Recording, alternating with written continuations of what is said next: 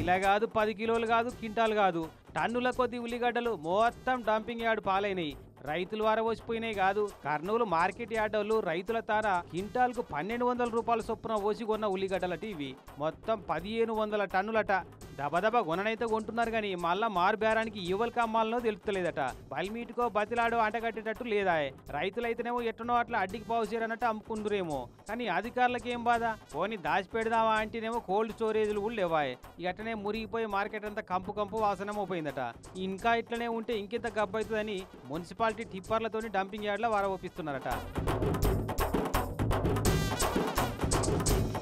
ఈ ముచ్చట సోషల్ మీడియాలు చూసి నిజమేనా అని చూద్దామని వచ్చిన జనాలు కండ్ల ముంగట బస్తాలకు బస్తాలు ఎత్తుకపోతున్నా ఏం చేయలేని పరిస్థితి.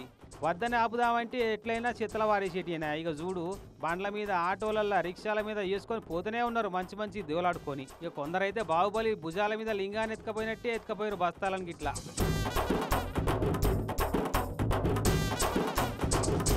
ఎత్తుకపోగా మిగిలిన ఉల్లిగడ్డలను పట్టుకపోయి డంపింగ్ యార్డ్ల వార వస్తుంటే ఆన్లకేలు కొంట పోయారు ఇంకొందరు.